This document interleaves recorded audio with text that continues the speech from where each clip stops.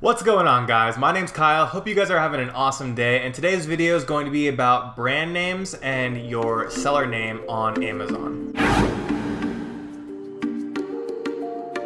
So when you're first starting out, one of the first things you need to do when you're selling on Amazon is coming up with your seller name, or your brand, how you're going to represent your products that you're going to be coming out with. And that's seems like a small task, but I remember when I was doing it, it just is terrifying because you're starting up this new brand. You have to come up with this name that you're kind of stuck with, more or less, that you're going to be building off of, and it kind of, I don't know, it's there's a lot of pressure to like choose the perfect name, make sure everything's good for your name, because you want it to somehow be able to match up with all the products you're going to be selling. And as a new seller, you're probably not sure what you even want to be selling. Usually, especially if you're starting out on Amazon and you don't have a store, like a brick and mortar store already, and like most people don't, you're not sure what you're going to be selling. You could be selling a variety of things, and so it's hard to come up with a name that encompasses everything. Or maybe you shouldn't do that, and maybe you should just come up with a name that is very niche oriented.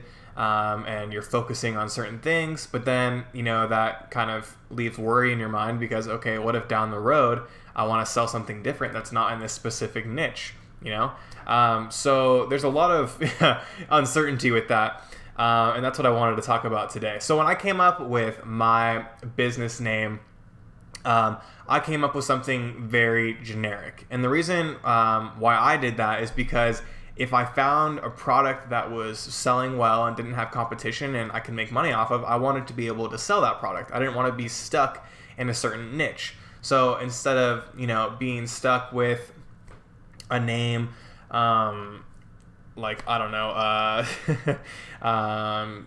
template tools for you or something like that, because, people were selling ankleizers. I did earlier as well. Instead of just doing that, I'd be stuck only selling that one product. So I found a name that kind of was generic sounding, and I could use to sell pretty much any product I could find.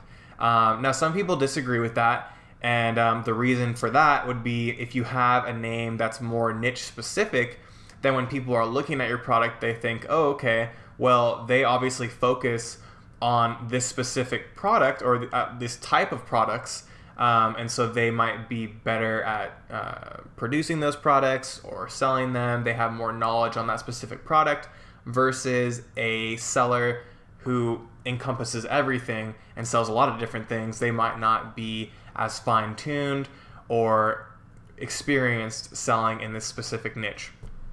Now, I don't think it's not as important to me compared to the importance of being able to have the freedom to sell in a bunch of different categories. Now, one thing that you can do when you find, so you have your generic name, which I would recommend just because, especially as a new seller, you don't know what niche you exactly want to do. Unless you already have that niche figured out, then definitely it helps to have a specific name that goes with your products. But an alternative to doing that is having separate brand names compared to your seller name. Okay, so when you're coming up with your seller name, you register that on Amazon, and there's some legal things you can do to protect your name. You can file, you file your LLC and stuff like that, and you can also trademark your name. And I won't get into that because I don't want to get too much into the legal side and give legal advice. But beyond that, once you have your overall seller name, you can, when you're creating products on Amazon, you can set up brand names that can be the same or they can be different. And I'm going to show you how to do that today. So we are in the process of setting up a new product on Amazon. And what I have here is the vital info section when you're setting up your product, and it gives you a couple different categories here, including the product name, your UPC code that you have attached to your product, and then it also has options for brand name and manufacturer. Okay, so the brand name is where you could theoretically change that to be more specific to your product. So instead of having, your overall brand name to be like super cool designs, and then you're selling, plastic forks, you could have a brand name that is, the best forks around, or something catchier than that. But it's obviously relating specifically to your product. And so when people are searching on Amazon, they'll see that the brand name is related to the products themselves. And so sometimes that can, do better just because, the link there, that they're the same. Now, obviously that's really small, and I haven't really noticed a huge difference in doing that, but it makes it look cleaner with the page, so that's an option. Now, something you have to be careful about is you can't just put in a brand name, like just make it up on the spot and then not do any background work. You definitely need to make sure that no one else is using that brand name, and that it's not already trademarked or used in whatever area that you're selling in, as in like the country. So for me, it would be Amazon USA. So I would need to search that brand name, make sure that no one's using that already, and then I would need to search in the different trademarks, or look through trademarks to make sure that in the US no one's already trademarked that item, because then that will get you into legal trouble. But you can put your brand name there. Now, you should, when you're doing that, file for a trademark for that specific brand name. That way no one else can sell under your listing and do that type of thing.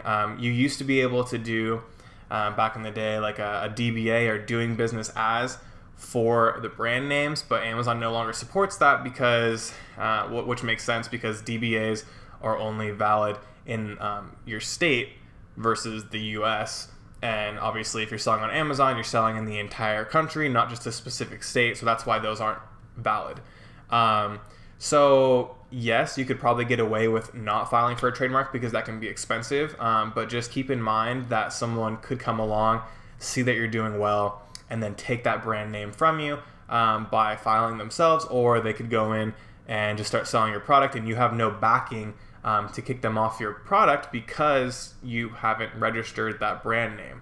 So just because you made it up and you created the listing doesn't mean someone else can't come in and sell basically the same thing, because you don't have anything legally backing that brand name. So like I said before, this is totally not necessary when you are selling on Amazon. In the past, I've usually just kept with my seller name as the brand name, and especially if you have a lot of different products, it kind of keeps that name in people's minds, so that if they buy one product, they're more likely to buy the other. Or if there's multiple sellers on your listing, they're more likely to buy from the seller that has the same name as the brand name versus some other name. If someone is selling the same product as you, legally or illegally, depending on if you have those trademarks and other things in place. But it's a great option, just to know that it's there. You can put a specific brand name for your products. I've seen people do this on a bunch of different niches where they have a very specific brand name, and I used to be confused and think, okay, well, I don't understand how they're doing that, because they're like selling only one thing, and it was kind of weird. I didn't understand like why they would put themselves in that box if they were selling like Anglizer template tools, and then their business name was like template tool. It's like, okay, well, how is that how are you going to be able to sell anything else? But now I realize that they can just have different brand names for their different categories that they're selling in. So hopefully that helped you guys out. I know it's kind of stressful picking a name, so don't feel like you have to come up with anything crazy. I think generic's the best way to go, and then if down the line you feel like you want to have a specific brand name for a line of products that you're coming out with, it doesn't have to necessarily come from your seller name. You can create that later, and that gives you more options down the line. So I definitely think that generic name up front is definitely the easiest and best way to go, in my opinion. Hope you guys enjoyed the video. Make sure to subscribe and like the video, and I'll see you guys in the next one.